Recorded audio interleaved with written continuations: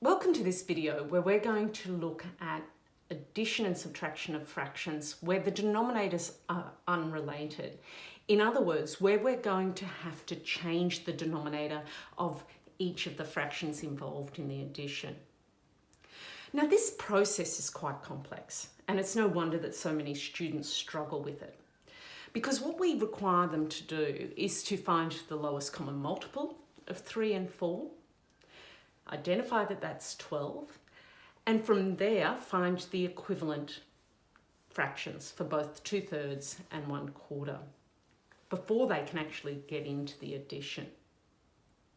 Now there are ways that students can find lowest common multiples using factor trees, but that's generally our oldest students from about year 7 and 8. How can we help students understand this concept? Well, first of all, hopefully we've built up an understanding using our area models to add fractions with related denominators.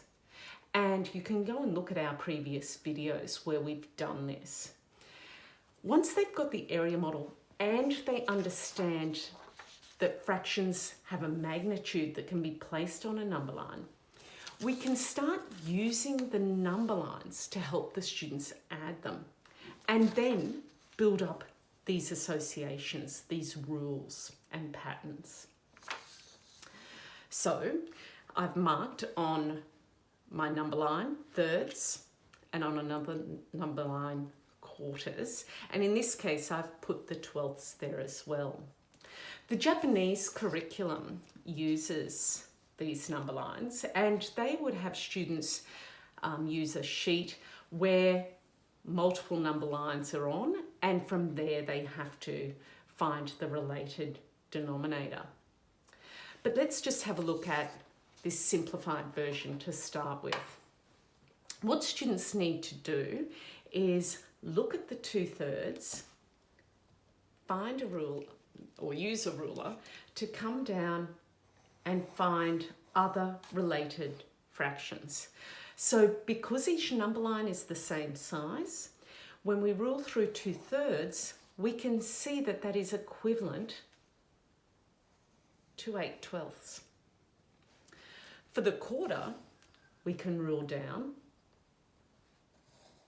and see that it can also be represented using 12ths because it is equivalent to 3/12. And what we've done is found the 8/12 that we had been finding here and the 3/12 that we had also found. So where we found the related denominators of 2/3 to 8/12 using area models previously, we can use those number lines, those linked number lines to the area models to help them find the related denominator that they need to use and the equivalents. If we look at the more complicated set of equivalent fraction number lines here, so they've got them all. In other words, I haven't picked out the 12th. What they can do is start with the 2/3 and rule down.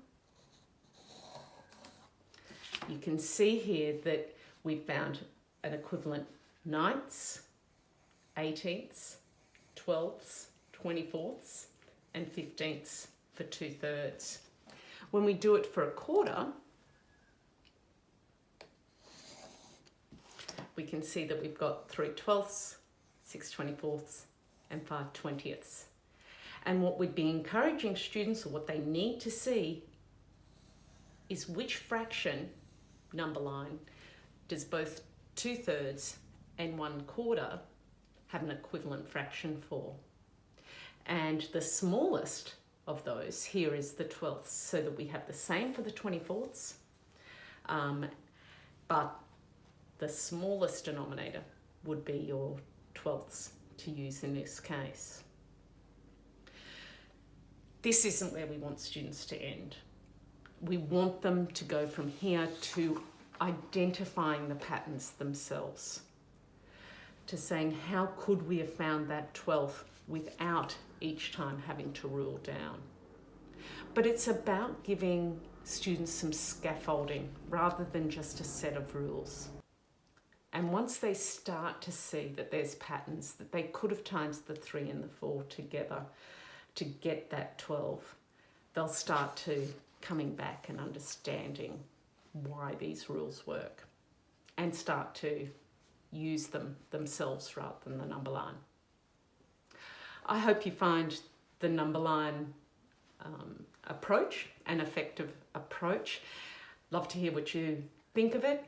I do have a template available for you to download at the website learningu.com.au, and we will also be looking in our next video how to use collections to help students find equivalent fractions and add fractions with unrelated denominators.